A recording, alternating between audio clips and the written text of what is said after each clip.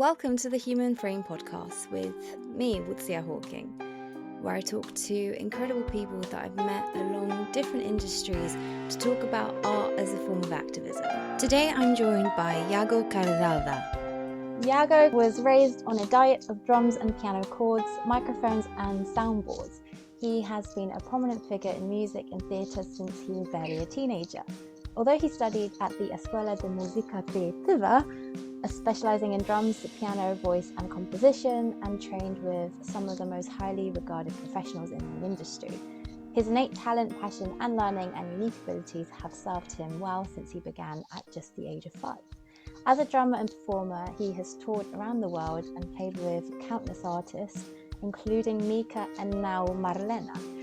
He is also a musical director responsible for musical arrangements as well as hiring and rehearsing musicians, and also my musical genius teaching me to sing. Thank you so much, Yago, for joining me today. I'm really excited to have this conversation with you. Me too, actually.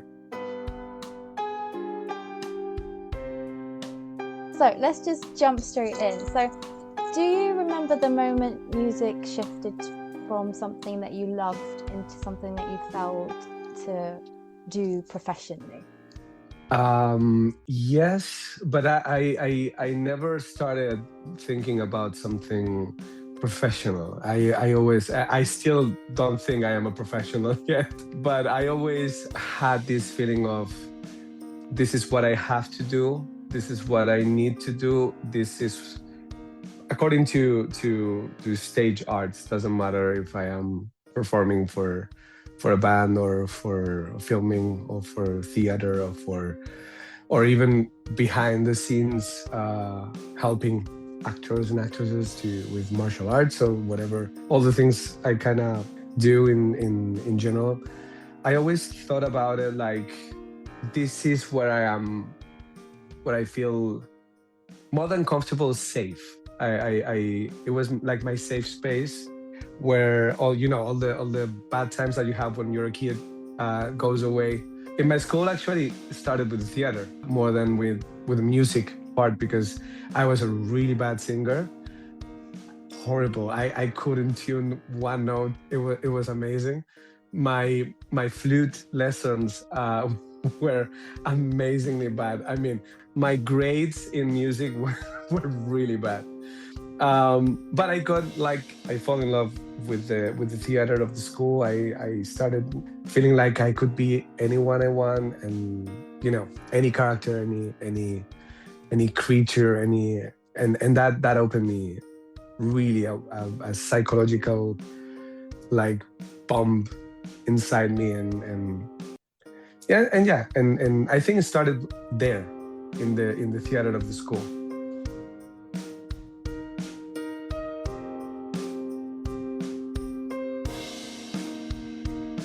How did you get more into the music part? Because that shocks me that you're doing not that well. Because you'll ask me, oh, what do you want it to sound like? I'll tell you like a cross between Lana Del Rey and whatever, and you just do it. And I don't know how you just come up with like a great melody. The thing of the music started actually with the musical theater mostly. In my school they kind of wanted to do a Sweeney Todd version. Like a really short one. I think it was 15 minutes of show, and then they gave me one of the characters. It was one. I think it was. I don't remember the name. I'm a disaster with names, even though the characters I did. It's the guy that gets the daughter of Sweeney, the one that sings the song of Joanna. And the thing is that I started singing, and then my teacher, that was really, really, really nice and really understanding that we were kids and we were just doing it for the fun. She kind of tried to say, but you have to be careful because the notes, you have to go with this note and you have to try to listen that you're doing the same note, because if not, and then I kind of started having really mental let's say mental pleasure with singing the same note I was listening to. And then I started like looking at the piano and saying, oh, you can do it also with the piano. And then the music just was another explosion in my brain, like, oh my God, this is amazing. There is another full world here that I can like investigate and play with. And oh my God. And then I really started like, okay, this is, and I obviously started with my first band, that my first actual gig, that I have a notebook with all the gigs that I did in my life. I think I am in the gig 2600 something, but I literally started with that notebook in the first gig that I ever did in the library of my school for my teachers and friends, and with a guitar, not knowing, knowing 3 same chords and playing something like Avril Lavigne songs and those things. But yeah, that's how it started. That's how the music part started. It was pretty a nice journey for my brain and for my inside person, and yeah, that saved me a lot of bad times when I was a kid. And how did you get from doing like school performances all the way to like playing massive stadiums now? Well, that goes slowly. That goes with time. I mean, I don't think there is someone that can tell you how the change comes, because for each person is different. It's like if you see, for example, Taylor Swift, that is someone that I really admire, the change that the whole, I like people that comes from really down, and then not down in the bad way, in the way of, obviously your path is an uphill path, and sometimes there are going to be downs, ups. Not always up is positive, because sometimes down is positive too, because you need the down to understand the ups. But for example, this artist that had this huge transformation, or Marlena, that is an artist that I also played with them since the beginning, and now they are like kind of starting feeling big spaces, big, really big arenas, let's say. I mean, but the change you never notice. It's just, if it's right, if it's a really long path that is full of little changes.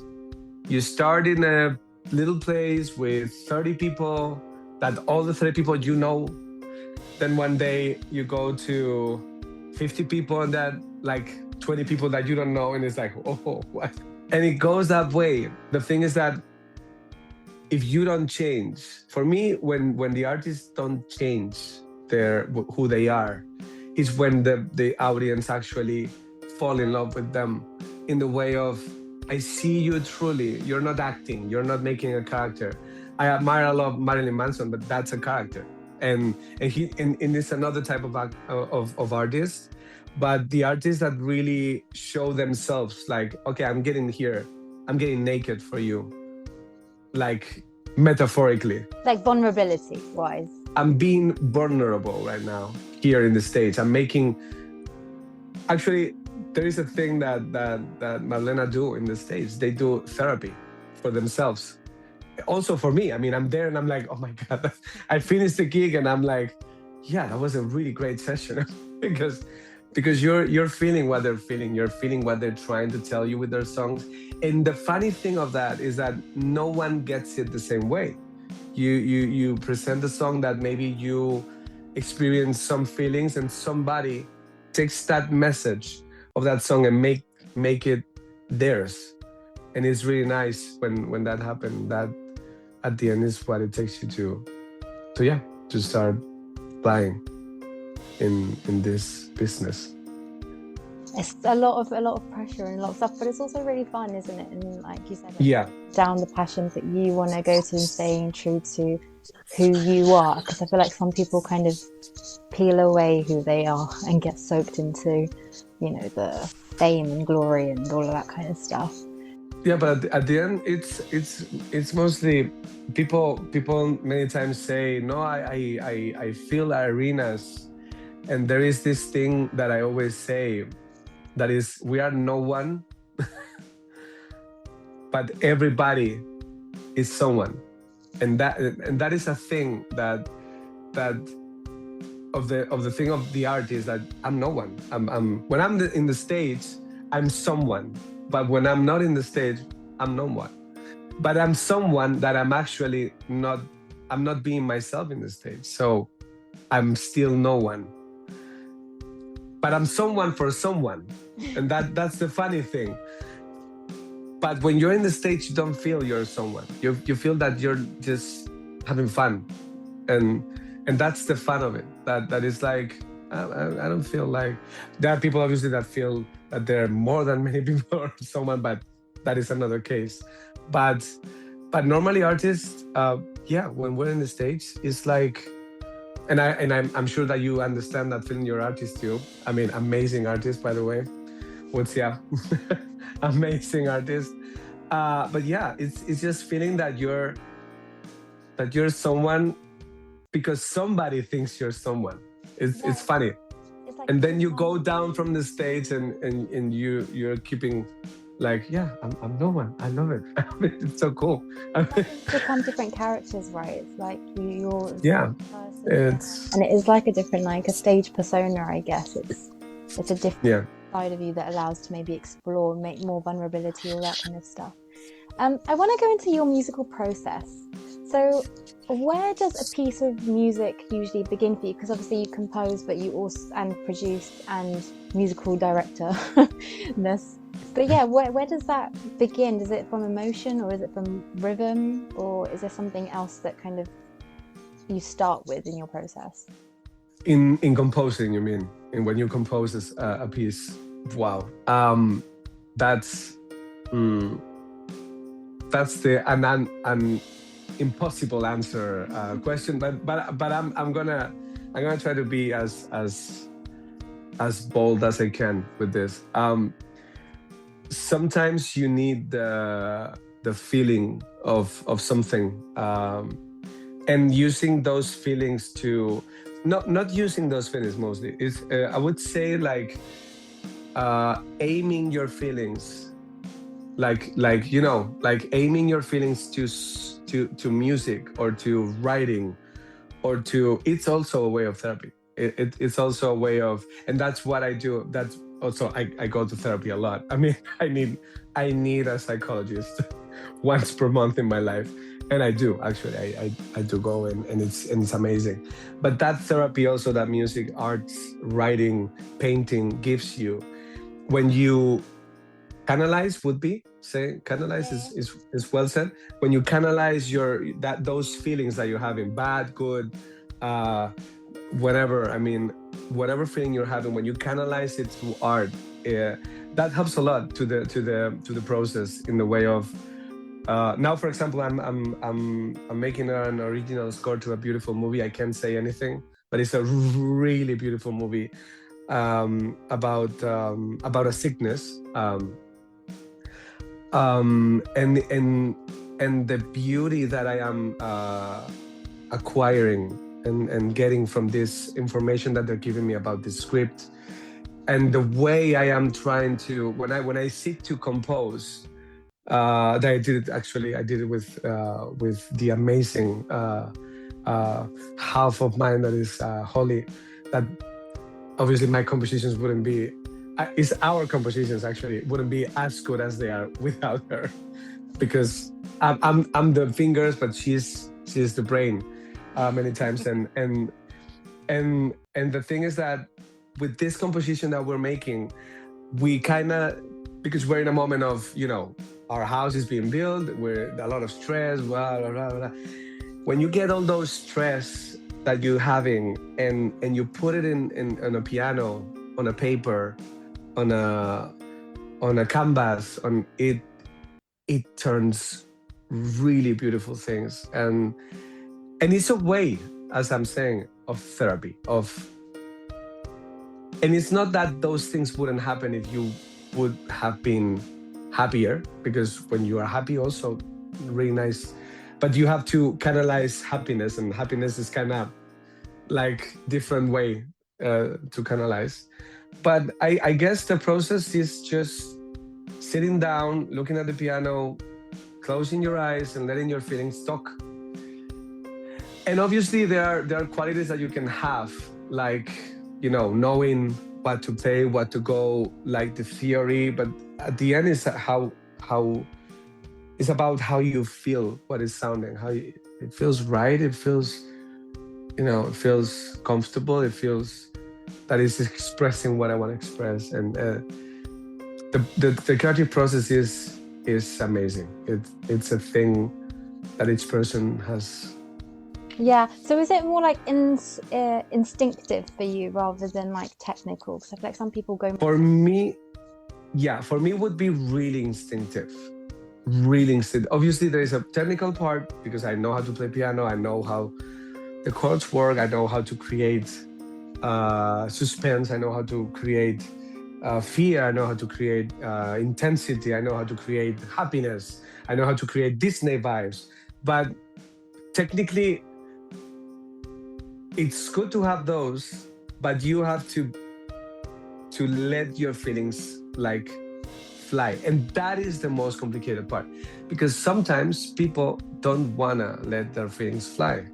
You have to be really sure about that you're not gonna break, that you're not gonna suddenly. I mean, it happened to me, and this is a normal thing, but it happened to me that I create the music for I composed the music for this musical that was called Isha Luna in Spain. Really beautiful project that never saw the light at the end because the investors were a little bit confused about investing in a show that was putting the woman like where she belongs, actually, in a beautiful place.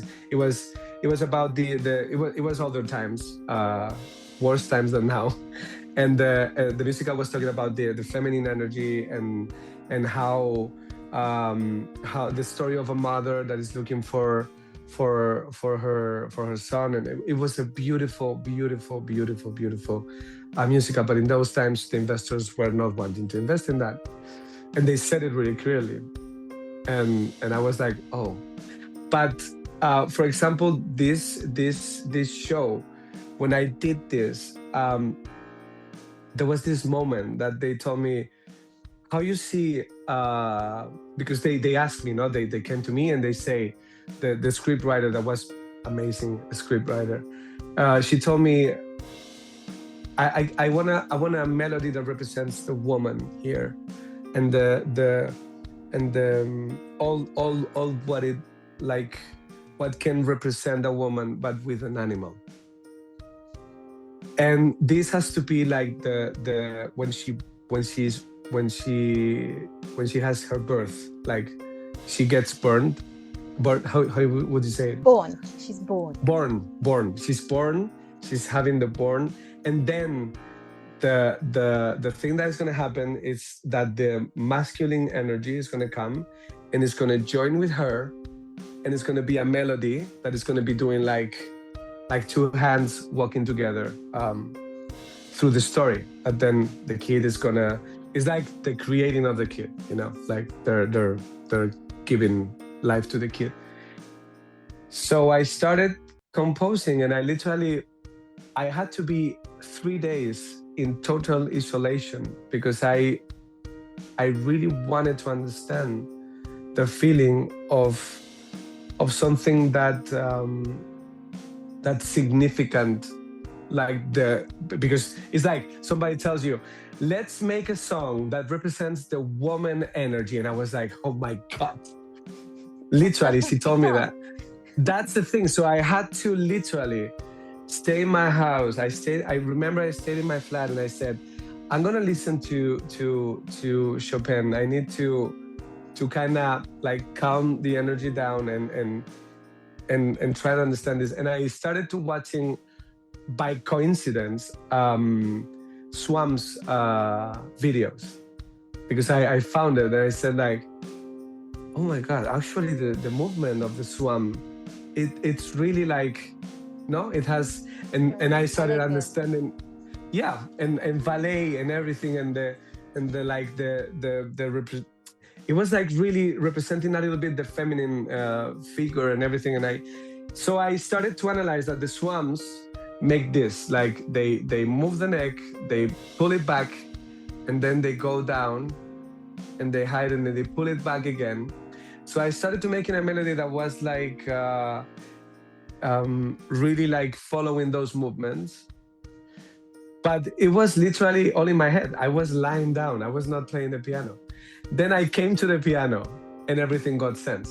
So that, for example, that whole like process was really different and really beautiful, because actually it made me understand a lot about, obviously, things that I never thought about it in those times. And yeah, it was really therapeutical for me, because it was getting in a universe that I mean, if no one asked for it in that moment, I would never get into that.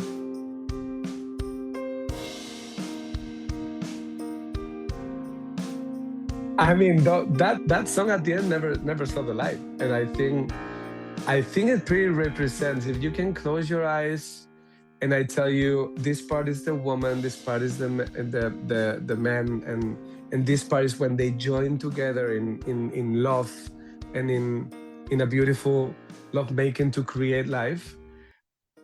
I could visualize it, but it was really, really, really a long process. It got me like 1 month. I stayed 3 days like, and like different, obviously different sounds and instruments that you use to represent each one. I chose piano to represent both of them, but there is a moment that the violin represented more the woman, and the cello represented more the men in this song. For example, for me, was feeling right. And obviously, it's a point of view. It's not that it's because nobody can say, yeah, this is what it represents, the feminine energy. Maybe for me, it's a swan. Maybe for another person, it's a rhino. I mean, I don't know, but everything is valid if it has a non-offensive explanation, you know. Yeah. But yeah, for me, that moment, the with this story, it was pretty accurate for me. And is how you approach, like, for example, producing songs for like Madalena or my ones, different from how you do musicals or musical theatre, or is it very similar? No, at the end, it's like everything, but it's different, because, I mean, everything is the same, but also it's not the same, because when you create a song for a musical, you have to adapt of what is the energy of that musical. When you are making a song for an artist and you're composing for an artist, you have to understand what is in their mind, what is in their brain, what excites them, not you. That's the most complicated part of composing, the understanding the brain of the person that you are composing for.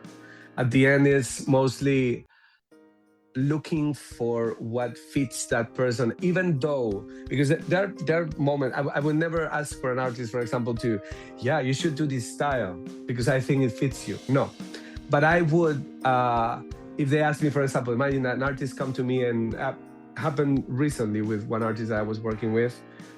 She came to me and she said, oh my God, I love Ariana Grande. I want to do this style. I would you be able to compose this style? And I said, yeah, I obviously I can fit my brain with Ariana Grande style, and I can create something that is similar. But at the end, you never want to copy. I mean, we all copy each other, inspiring, but we don't copy literally. We don't say, okay, I'm gonna use this chords to this. But it was funny because I started like listening to Ariana Grande, and I was thinking, this this style of voice right now is so different from what she's doing. She was more a little bit like similar to Aurora, that she is pretty different from Ariana Grande, actually. They both amazing singers, but they're really different. They're in really different like styles, you know. And then I said, I'm gonna try to mix them up. I'm gonna try to, you know, I'm gonna see what happens. I'm gonna like get inspired by the songs of the song. I mean, the musical part of Aurora, and I'm gonna put the type of melodies that Ariana Grande would do. So I kind of like mixed the thing, and it came to something really different. And I showed it to her. I didn't tell her anything. I just showed it to her, and she was like, I love this. What is this? Oh my God. And I didn't say, you should do this. No, I just showed her something. And she literally said, this is like, and it's funny because she didn't actually aim to my inspiration. My inspiration was Ariana Grande and Aurora. And she said, this sounds like Paramore. And I was like, doesn't sound like Paramore at all. But in her head was Paramore. And I was like, how the hell that? And so at the end is just trying to get as much as you can in the head of the artist you're composing for. But even though you think you're in their head, you're not, because but she was so happy. And I was like, how the fuck this ended like this? I mean, how do you balance that, like your own creative instincts with like the artist you're composing for example? Always the artist is the boss, and always the artist has to have the same, the last word. And if the producer, that there are many that don't, if the producer have the respect to the artist that they are the bosses, because the artist is the boss. I mean, you as a producer, you can have name, you can be someone, and everyone is someone, but you know what I mean, in the stupid definition that we give normally of being someone, you know. You can be someone like, I am the producer of blah, blah, blah, blah, blah, blah. But the artist is the boss. If you respect the artist, you're always going to win. Because you can't say, this should be. No. If you say that, you're going on the wrong path. You have to say, what do you think about this? And then the artist is going to say, I like this. So then you go that path. And then if you want to add something, you say, what do you think about, you know, how would it be if would you like me to? There are a lot of ways. And if you do that, it's a big change, because obviously when I started, I was learning, but I was seeing, I had the luck to work with really big producers here in Spain at the beginning. And I was like their student. I saw many people saying to artists that they were new artists, but they're good. But you just have to, the work of the producer or the composer or the person who creates a score for a film is enhance, enhance the production, enhance the artist, enhance, not change it. I don't imagine Danny Elfman telling Tim Burton, I think this movie is too dark. Let's make it happier. I mean, I don't see Danny Elfman saying that. I see Danny Elfman saying, what do you think about this? And obviously, sometimes you have to fight for your position, but with respect, always. And if you do that, actually, even though you don't feel you're in the brain of the artist, you're gonna be, because you're being part of the team and you're actually fulfilling their expectations without even trying. If it has sense, what I'm saying. It does. It's kind of a collaborative process, right? Together and trusting each other to create something even more beautiful. Whether it's a relationship. Yeah, and it's not like you're stepping on each other's toes. It's you're working together to move it forward. And if you like a negative impact or a negative comment, then it's going to come across negative and it's going to make the music worse. But if you're kind of more curious and see and explore, then that's when you create even more beautiful things. Yeah, exactly. I mean, you can obviously have, I mean, that always happens that the artists suddenly say, what about I stop here? And you musically think it doesn't work, but you cannot say, no, that's wrong. That is not going to work. You cannot say it like that. You have to say, I like your idea because it's an idea. Why is wrong? Nobody knows what is wrong, because wrong many times is okay, even in music. Yeah, even wrong. The boundaries, right? And even it's breaking the boundaries. So it's just try it out. I mean, there are many edits that I had to do that I wanted to literally kill myself in the way of, oh my God, like no, I have to do a lot of edit, but. And in my head, it didn't work. that I suddenly tried because the artist said, and in my head was like, this is crazy, this is not going to work. And suddenly you listen to it, you do the edits, you say, okay, I'm going to do it, I'm going to listen to the artist, I have to try it. And then suddenly you say, oh, actually, it doesn't work as my head was saying, but there is a but it might work if we do this. And that's what you can give to the artist or to the scorer or to the director or your experiences in fixing. Because maybe doing pa, it doesn't work. Maybe you have to do pa, pa, pa, and then it works. And then suddenly, oh, and then everything is great. But you tried it and you respect the idea of the person you're working for at the end.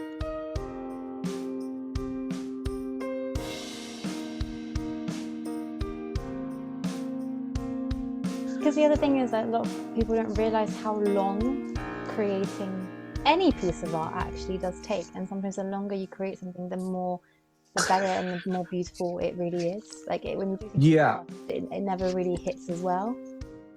Yeah, the same as I have they sent me the GIF, this GIF of a skeleton on a mix table with all spiders and things like it passed a lot of time and the guy just died there in the mix, saying under that GIF is written the mix is almost ready.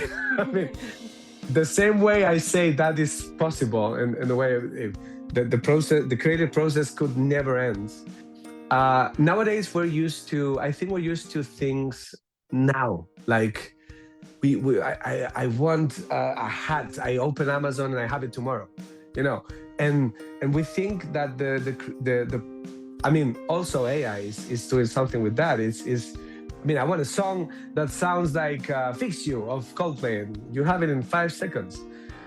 A full song mixed and with a voice of and yeah, I think that's great. But at the end, people are going to come back to art in the way of art is a process. It's not, art came to life because of crisis. I mean, artists went to the streets in crisis, in wars, in moments that people need to heal the inside. So if you just click a button and you have a song, yeah, the song might be amazing, but it's not going to give you that. It's not going to give you that process that art needs. And I don't think AI is a problem. I mean, I'm not the type of artist. I think it's a tool, and it's really cool. And I am now actually working on a production with an artist that she gave me the songs with the AI, and I said, yeah, but we're gonna fix this, I mean, and she gave me amazing songs, and I'm gonna totally change it and make them even better, because I think when you have that process, things get better, things have something else, some light, and yeah, at the end it takes time, and it's beautiful that time. Because you don't remember. I don't remember the songs I did. I remember the time I had with the artist I did them. I don't remember like the songs of the musical Michael Jackson that I directed. I remember the time I had making arrangements to those songs, that I was so pleased that I was arranging Michael Jackson songs. And that was the pleasure of it, that not playing it, not just when it's done. And you just enjoy playing it, but enjoy the moment. You don't remember that playing moment. You remember the moment of creating. That is the therapeutical one. Yeah, no, definitely. And I feel like, with AI, as you mentioned, like quite a lot of musicians are like resisting AI by introducing like live orchestras in their recordings. I know Ray does it. I went to her concert on Monday actually, and she had a whole live band there. It was incredible. It was amazing.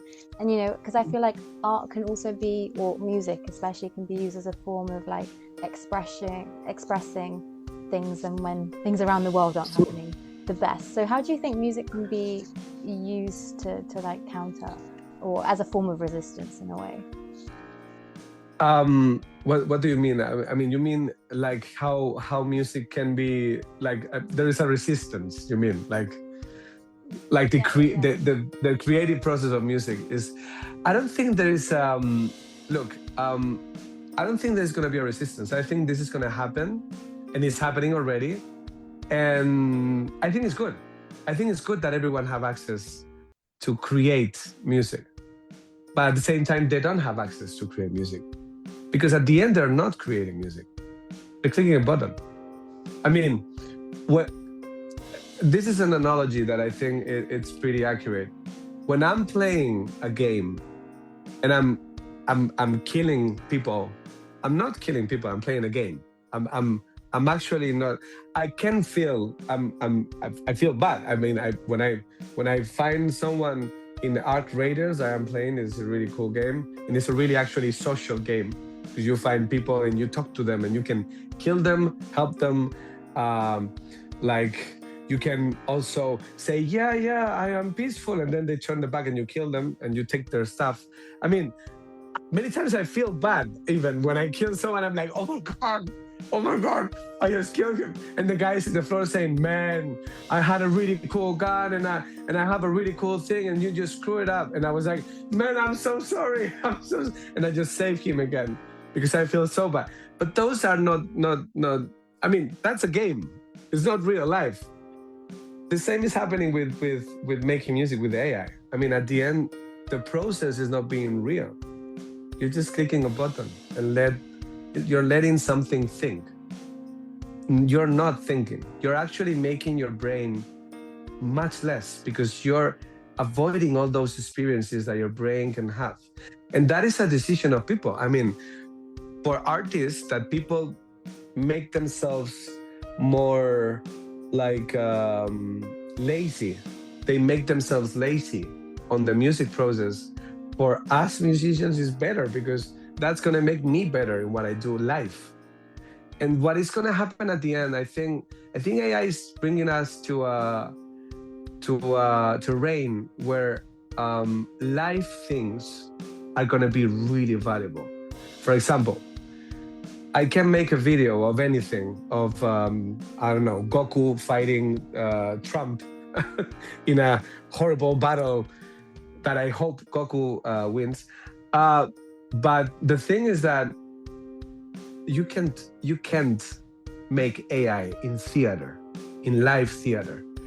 You can't make AI with someone making an amazing performance, singing live, and impressing everyone with their capacities.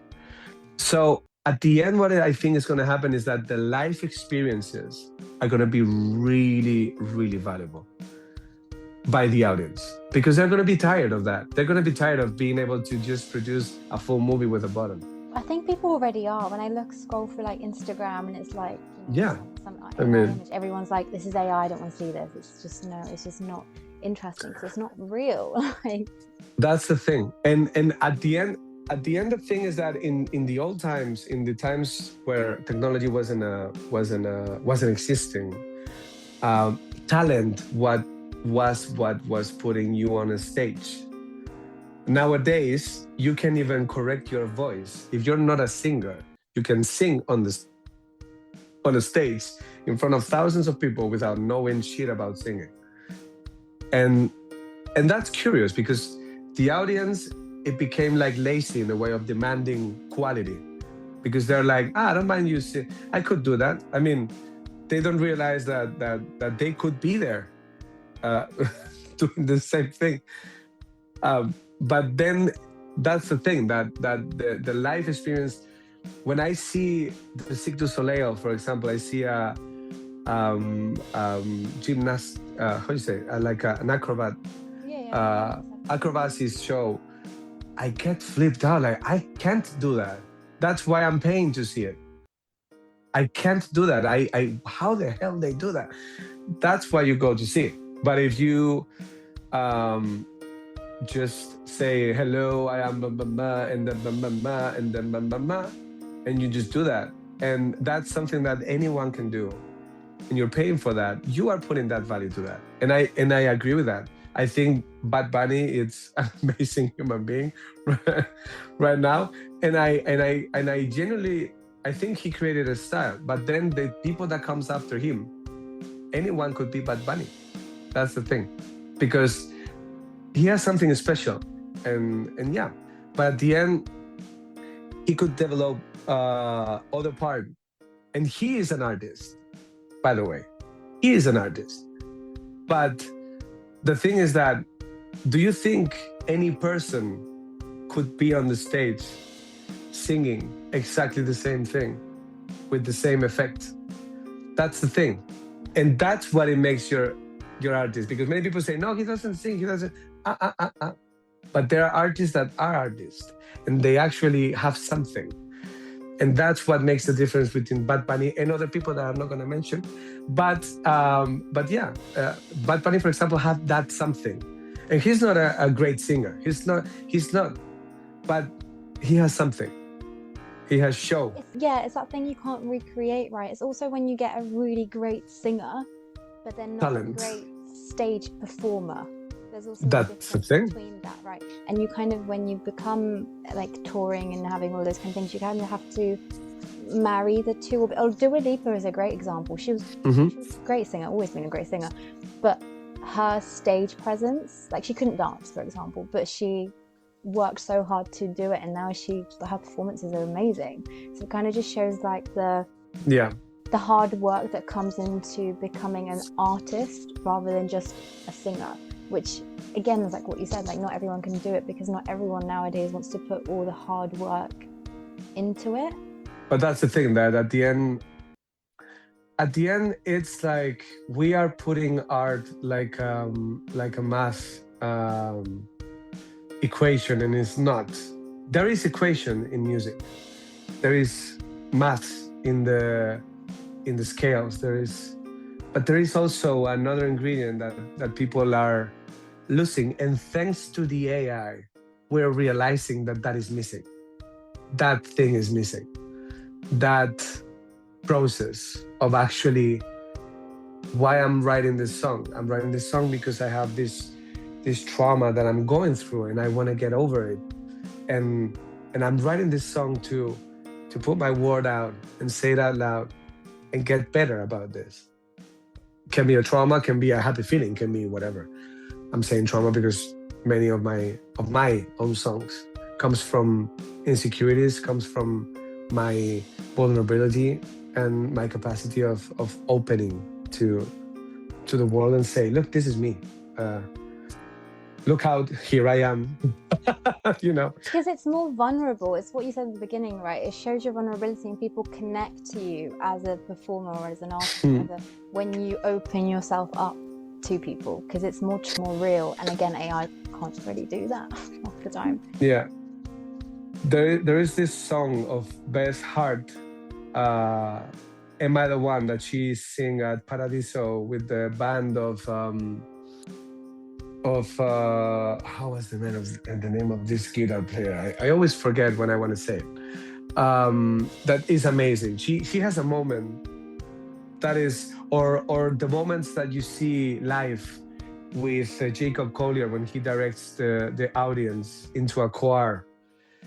That is unbelievable. I mean, those are things that arts give us that AI will never be able to give. That's the thing. Because at the end, it's not a human being. And even though we get to the point that they actually are human beings, I don't think they can move hearts like that. You know, did you ever saw that? The Jacob Collier thing, that what he does? That comes actually from Andy McKee. That was the first that did that. He kind of directs the audience with notes. And then because there is a theory about the scales that the people are able to sing. Is a natural thing in us. If I tell you, make and you do it, and I take it up, you're gonna do a scale, and you're gonna do it automatically without thinking. Normally, a chromatic scale is the but people have really different but the capacity of the audience to sing when Jacob Collier is doing that things, for example, that for me it's what they call God. You know, in that moment, God is there. I don't know how you call it, God, Shiva, Allah, whatever.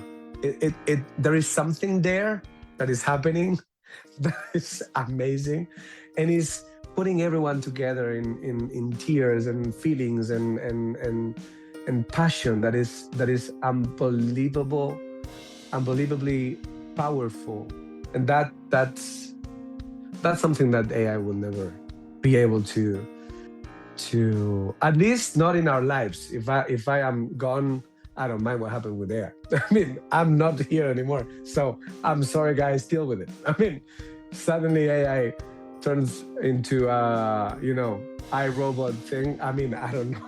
I mean, but at the moment in these years that we're living, I don't think AI is gonna reach the point of actually having that soul in the creation. And saying, from like sticking similar to a similar topic, but are there any particular sounds that you're excited or drawn to exploring at the moment? Sounds, music, or something that you're playing around? I love the percussive. That's funny that you asked me that, because I've been a little while thinking. I love my first instrument is drums. It's a percussive instrument, and my second instrument is piano. That is also a percussive instrument. And the thing is that I discovered this instrument that is like I remember the name right now. It's like a guitar with a lot of strings. It's like playing the piano but with your fingers on the strings. It's how is the name of? I think it was lap steel or no sitar no. Oh my god, I don't know what's the name. I just discovered it really recently, and it impressed me that much. The sounds can do and the chords that it can do, because you have all the strings. It's like a really like big guitar with a lot of strings, and it's pretty interesting to investigate sounds like that. I love the percussive tonal sounds, like when I use drums in scores.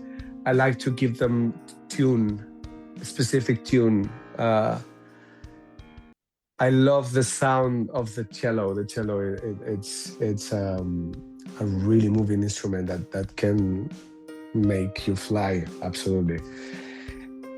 And the most the hand pad, there is like it sounds like bells, that it has several tones. I think it's called hand pad, no? Like I think it's called like that. Yeah, I mean, I know what you mean. I've seen people do it, and it sounds that really thing that is like a bell that is like boop, boop, boop, boop, boop, boop, boop, boop, and it has tones, and it's those things get me to another atmosphere. Actually, I follow those instruments a lot, and I would like to build one myself with metal and make it like one day when I have my house. I will do that.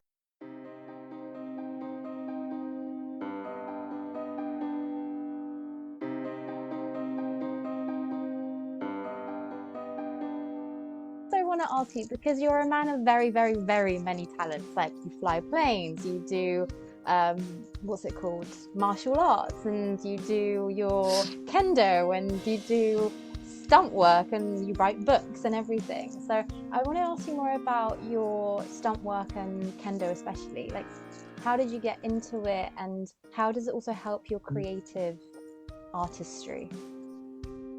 Well, that's a funny story, because in the school they called me Karate Kid, and it was for a reason, because I had the luck. I'm gonna talk a lot here because I have to explain a lot. But I'm a big talker, so as you see. So I mean, no, the thing is that I had this hyperactive condition when I was a kid, and my brain was having a lot of activity, and the thing is that my parents were not having knowledge about this, because parents in those times, they were not that conscious about mental health or health issues. And I was lucky, actually, because my brain works in a way sometimes really beautiful and sometimes really in a fucked up way, and it fucks me up a little bit. For example, when I'm in a place where there's a lot of things that stimulate my attention, I can get really frustrated. But when I'm composing or when I'm writing, I can create a full story in 1 minute, and my brain knows all the freaking characters, everything that is happening, and people get sometimes a little bit like trouble following me. But that's how my brain works. And I have to slow down and say, okay, they're not thinking what you're thinking right now. So you have to explain, because you have everything clear, but people are having zero clue of what you're thinking right now. So you have to be really. So I had this thing in my brain, and I was really hyperactive. So I started, my mom just got me, as many moms of those times, she just got me into martial arts, karate, in the school. And my sensei said to my mom, he's really good in this. Here's the thing. I have my father is here living. He came from Thailand, and he's an ex-military, and he was training special forces in Japan, and also he ended up doing it in Thailand. And his grandma was Chinese, and he had these three cultures mixed up. And the thing is that this my sensei in the school said that his father was here and he has nothing to do, and he is a really good teacher of martial arts. He knows Asian medicine. He worked in the special services. He's a really he could give a lot of things to your kid. So my mom said, I don't mind. And my tata, that it was the one who actually said, yeah, I mean, my parents were not a lot at home because they were musicians. So my tata, that was like my nanny, she kind of said, yeah. So I started training with this old sensei.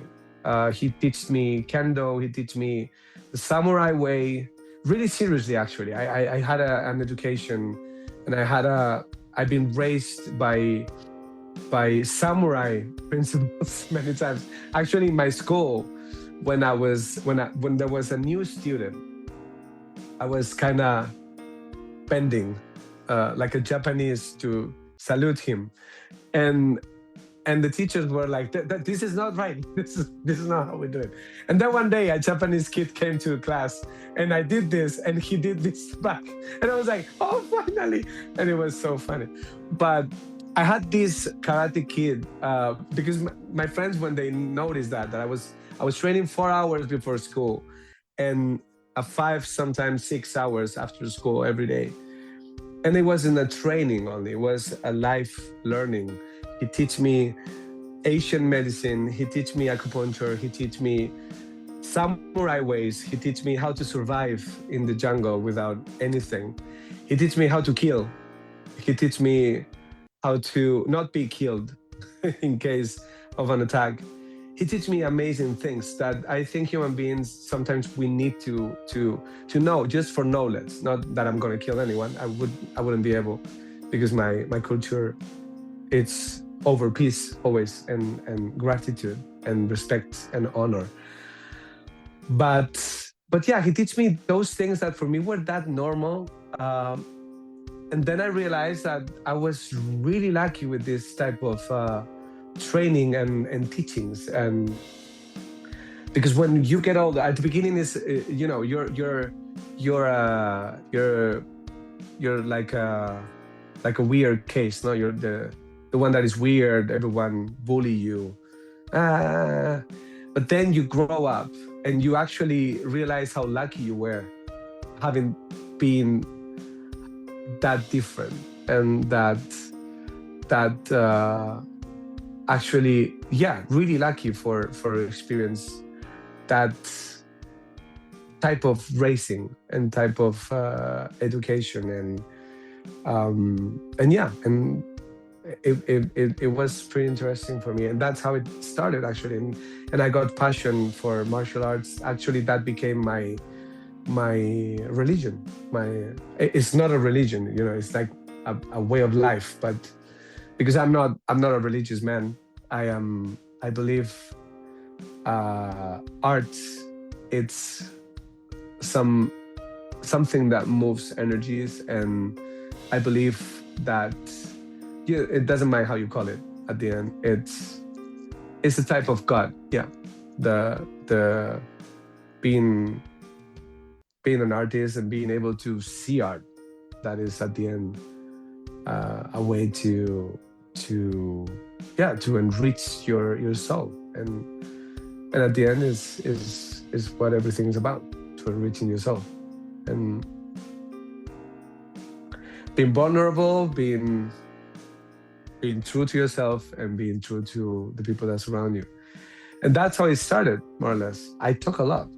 No, but it's so interesting because I've seen you do your Kendo, but also like how you incorporate it into even like acting training, and even the breath work that you and Holly have done with a lot of us has been so influential into, you know, how does a character breathe, or even just making sure that your body is kind of prepped to then take on someone else's character or someone else's positioning, but also just ensuring that you are, you know, as actors or performers, you always have to be healthy. Like, you have to maintain your health, because if you're not healthy, you can't perform, which is a problem. Yeah. So, Yeah, I that is a pretty interesting point.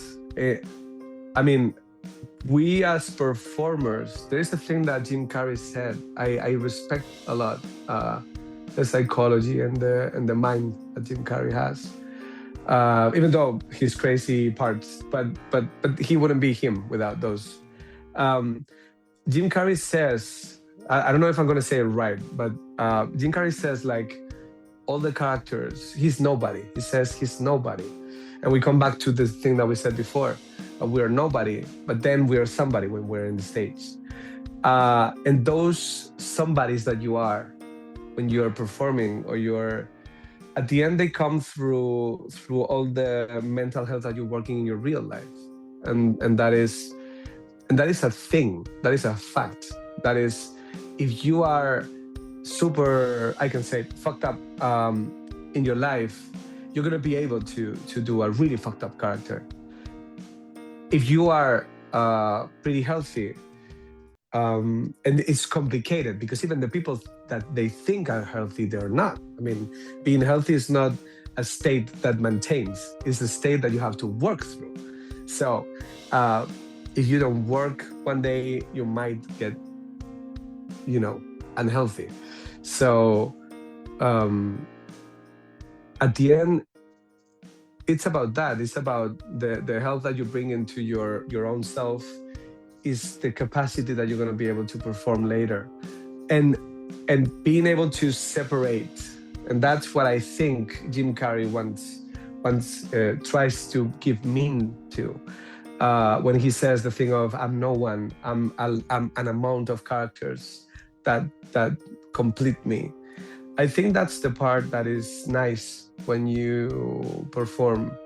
Actually, for me, if I would be choosing what is the educational obligations of the kids, for me, acting would be one of the most important parts of them, because I think people need to play with personalities, and people need to see how they are here, how they are there, how they are angry, sad, mad, crazy, happy, silly, intelligent. I mean, I think it's really positive to the mind when you investigate those things and you include them in your daily life.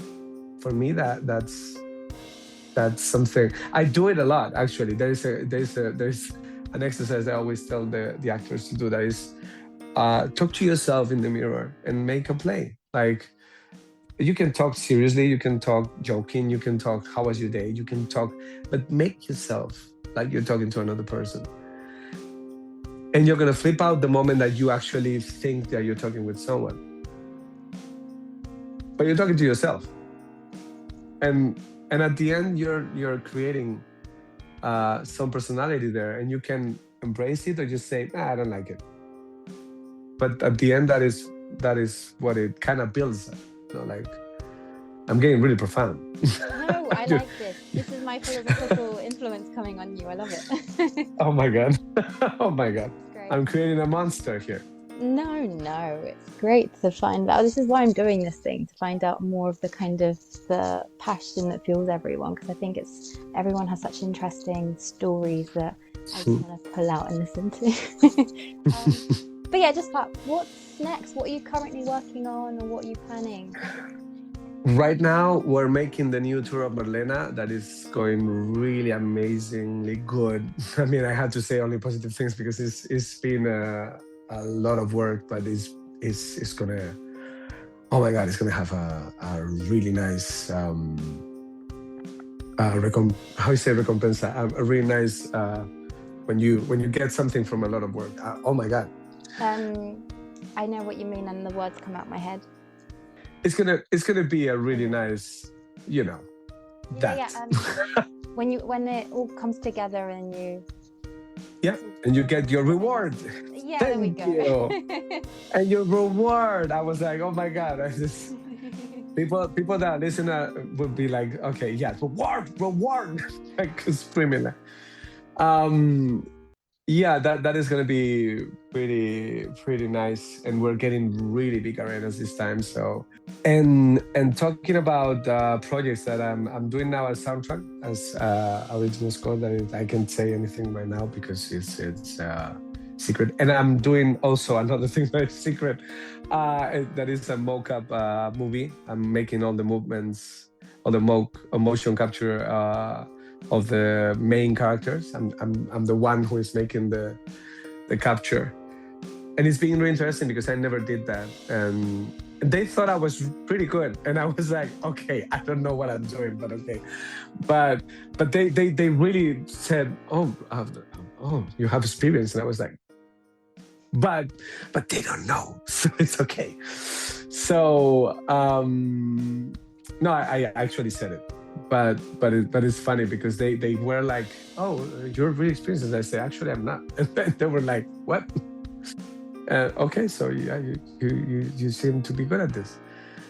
I'm sure I can be better, but because there is always more things to learn. But I'm having a lot of fun with that, and I'm investigating a lot of my body because the when you're acting and not talking and you're just like making movements, it's really weird. But that is going really amazing, and also I'm making a score that is being really beautiful, as I told you for the third time already. And at the moment, those are the things I'm going, and I'm writing my book, that is the novel of the musical that I did here in Madrid. That is the full story that happens before, and I hope I finish that for. You will. I'm wanting to finish it. I'm really needing to finish it, but I will have more time to finish it when I have my house done. And then I can't wait to read it properly. I think you have a little copy of what I have. I have a little copy, and I've read 90 pages so far, and I love it. You read how? Yeah, I told you. What? I send you voice notes. Oh my God, I'm a disaster. I'm so sorry. Can you send them to me again? I'm so busy. I'll try and find them. This was ages ago. I want to reread it. Okay. Because yeah, it was really good. I really enjoyed it. It was because it's a mix between World War II and art and all of this kind of stuff. So it's very much up my street of things I'm obsessed with. Yeah, me too. I mean, I know. But anyway, I'm going to wrap it up because we've been talking for ages. But thank you so much. And yeah, it's been so great to kind of listen more about how your mind works, because I've seen you work and it's amazing. So talking to you is always Thank a you. joy. Cool. It's always a joy talking to you too. I mean, Great. what can I say? You're the best Polish girl I know. I know, thank you.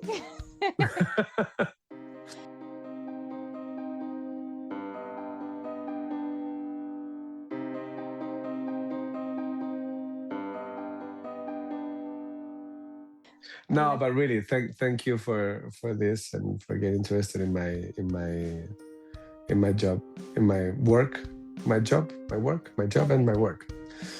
But yeah, and I hope I'm lucky enough to keep working with you, because it's an amazing experience. I hope you don't get sick of me. Oh no, there's no way. That I ask you to do. There's no way. I will always be there for Łucja.